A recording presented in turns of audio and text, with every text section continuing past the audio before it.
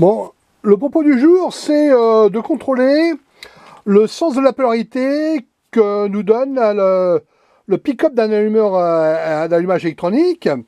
Et parce qu'en fait, on a toujours deux positions, hein, et on ne sait jamais trop dans laquelle qui convient parce que ça marche dans les deux cas. Mais il y a une position qui est beaucoup plus précise que l'autre. Alors, pour le tester, on a mis l'allumeur ici dans le mandrin du tour, plus ou moins bien calé.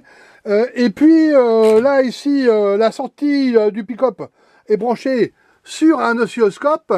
Et l'oscilloscope va nous donner ici la forme du signal. Alors, ce qu'on veut, c'est récupérer une sinusoïde dont la première période soit positive. Ça, c'est important. Alors, on va démarrer le tour. Voilà, le tour est parti. L'allumeur tourne. Le signal arrive là, ici. Et on voit qu'on a bien ici, la première alternance est positive. Et ensuite, la seconde est bien négative.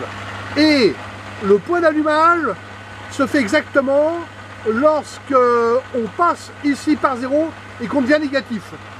Alors, on va voir en inversant le signal que si on inverse la courbe, non, je ne l'inverse pas, je ne peux pas l'inverser, il faut inverser les polarités.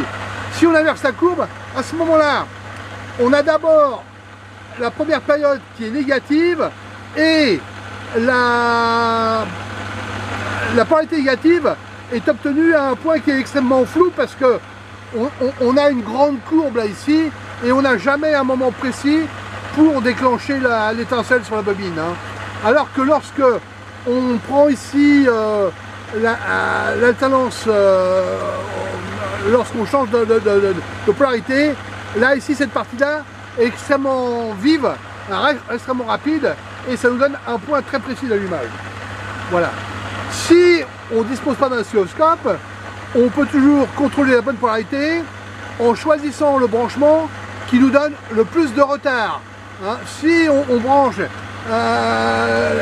les polarités là ici de sortie et que malheureusement on s'aperçoit qu'on est plus en avance qu'avec la connexion précédente, on n'est pas bon, il faut revenir sur la position qui donne le plus de retard à l'allumage. Voilà.